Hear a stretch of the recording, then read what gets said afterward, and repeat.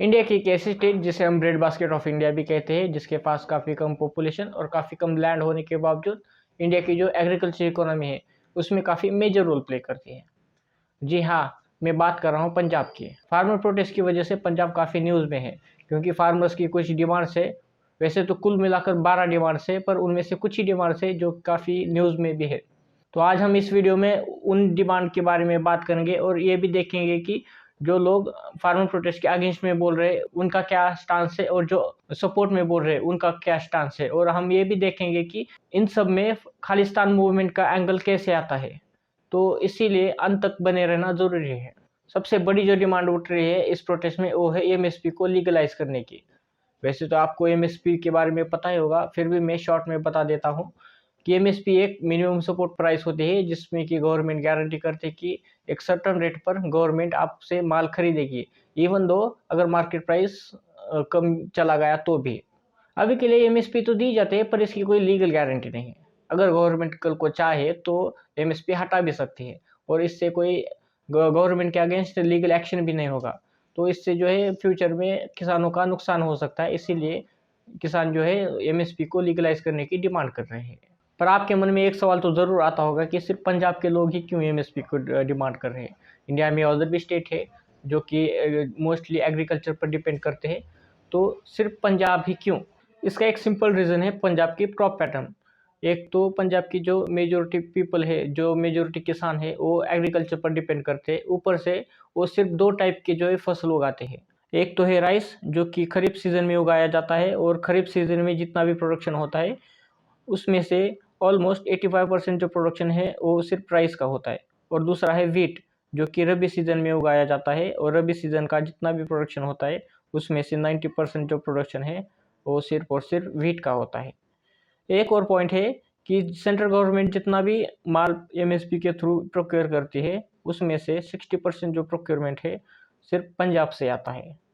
इससे तो आप समझ ही गए होंगे कि एमएसपी का पंजाब पर क्या इम्पैक्ट पड़ता है। इसीलिए मेजॉरिटी जो किसान है वो पंजाब के, वो एमएसपी की डिमांड कर रहे हैं। इसीलिए मेजॉरिटी जो किसान है पंजाब से वो एमएसपी की डिमांड कर रहे हैं। फार्मर्स की दूसरी मेजर डिमांड एमएसपी कैलकुलेट करने के मेथड से है। एमएसपी कैलकुलेट करने का फॉर्मूला है वेटेड एवरेज कॉस्ट प्लस उस पर जो है 50% प्रॉफिट। पर प्रॉब्लम आती है कॉस्ट कैलकुलेट करने के मेथड से। फार्मर्स की डिमांड है कि एमएस स्वामीनाथन कमेटी के जो रिकमेंडेशन है उसमें जो फार्मूला बताया गया है उसे यूज़ करके एमएसपी कैलकुलेट की जाए। अभी के लिए जो फार्मूला यूज़ होता है वो है A2 प्लस FL, जिसमें A2 का मतलब होता है जितना भी खर्चा किसानों ने फसल उगाने में किया है, जिसमें कि खाद आ गया, बीज आ गया और अदर फर्टिलाइज़र आ गए, प्लस FL का मतलब होता है फैमिली लेबर, जिसमें घर के जितने भी सदस्य हैं जिन्होंने खेतों में काम किया है उनका रोजगार इसमें काउंट होता है।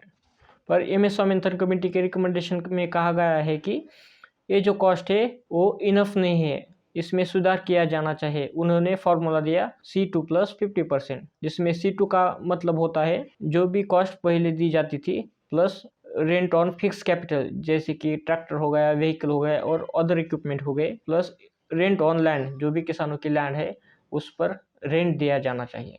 पर गवर्नमेंट कहती है कि ये कॉस्ट काफ़ी ज़्यादा है, जो कि लॉन्ग टर्म में देश के लिए सस्टेनेबल नहीं है। सेम रीज़न दिया था कांग्रेस गवर्नमेंट में 2010 में, जब उनके पास ये रिकमेंडेशन आई थी। माफ़ी चाहता हूँ बीच में रोकने के लिए। ये जो हमारी जर्नी होने वाली है काफ़ी लंबी होने वाली है, और अभी हम स्टार्टिंग पॉइंट पर खड़े हैं, और इसमें हम काफ़ी गलतियाँ करेंगे भी, और इस वीडियो में भी हमने काफ़ी गलतियाँ की होगी, और इसके पिछले वाली जो वीडियो में उसमें भी होगी कुछ गलतियाँ। पर मेरे लिए मैटर करता है कि आप अपना फीडबैक कमेंट सेक्शन में ज़रूर दें, क्योंकि ये मेरे लिए मैटर करता है, जिससे कि मैं फ्यूचर में आने वाली वीडियोज़ में करेक्शन कर सकूँ और आपको अच्छा कंटेंट प्रोवाइड कर सकूँ।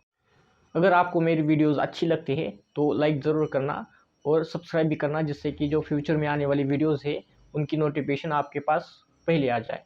अब इन सब में खालिस्तान का क्या एंगल है हमें ये भी देखना पड़ेगा। ये जो गुरपतवत सिंह पन्नू नाम का टेररिस्ट है वो सिख फॉर जस्टिस, जो कि US बेस्ड ऑर्गेनाइजेशन है, उसका हेड है, जो कि इंडिया में बैन है। इसका एक प्लान है कि पंजाब को भारत से अलग करके उसे खालिस्तान बनाना है। हालांकि ऐसा पॉसिबल नहीं है, इंडिया की जो मेजॉरिटी सिख्स है वो भी इसके अगेंस्ट में है, पर फिर भी हम इसे हल्के में नहीं ले सकते, क्योंकि इसने वार्निंग देकर कहा था कि इंडियन पार्लियामेंट में अटैक करूंगा 13 दिसंबर को। और सिर्फ 13 दिसंबर ही क्यों? क्योंकि इसी दिन 2001 में इंडियन पार्लियामेंट पे अटैक हुआ था और इसी सीन को रिक्रिएट करने की उसने वार्निंग दी थी और वो ऑलमोस्ट सक्सेसफुल हो भी गया था। हालांकि वो सिर्फ टीयर गैस थे, पर फिर भी इंडिया के लिए वो काफ़ी एक बड़ा इंसिडेंट था। और इससे कोई मतलब नहीं है पंजाब के फार्मर्स के बारे में। इसे बस पंजाब के लोगों को भड़काना है कि उनके साथ अन्याय हो रहा है, पर और वो उसमें सक्सेसफुल हो भी रहा है। वो सिर्फ अपने गिने चुने लोग आंदोलन में भेजकर, खालिस्तान का नारा लगाकर और मीडिया के सामने कुछ स्टेटमेंट देने से पूरी जो किसान आंदोलन है उसे एक खालिस्तान मूवमेंट का एंगल दे सकता है। और कुछ हद तक वो सक्सेसफुल हो भी रहा है, और वो भी हमारी वजह से, क्योंकि हम एक पक्ष में जा रहे हैं। अगर हम फैक्ट्स देखे बिना फार्म प्रोटेस्ट को अगर खालिस्तान का एंगल देते तो इसमें जो है पन्नू का जो प्लान है वो सक्सेसफुल हो जाएगा। अगर आप कहीं भी कमेंट करते हैं या कहीं पोस्ट करते हैं तो एक बार उसे वेरीफाई जरूर करना कि इससे कोई गलत इंटेंशन तो नहीं जा रहा। हम इस प्रोटेस्ट की सारी जो डिमांड्स है वो वैलिड तो नहीं कह सकते, हाँ, पर ये भी नहीं कह सकते कि ये बस एक पॉलिटिकल स्टंट है। कुछ डिमांड्स है जैसे कि WTO के जो फ्री ट्रेड एग्रीमेंट है उससे बाहर निकलना, जो भी क्रॉप्स MSP के अंदर आते हैं उन सबको लीगलाइज करना, ये कोई वैलिड डिमांड नहीं है और जो कि कमर्शियली सस्टेनेबल भी नहीं है इंडिया के लिए। हाँ, पंजाब की जो एक प्रॉब्लम है उस पर ध्यान देना चाहिए। पंजाब की जो लोग हैं वो सिर्फ 2 टाइप के फसल पर काफ़ी डिपेंडेंट है। अगर उस फसल को अगर अच्छा दाम ना मिला, पंजाब के फार्मर्स का काफ़ी नुकसान हो सकता है।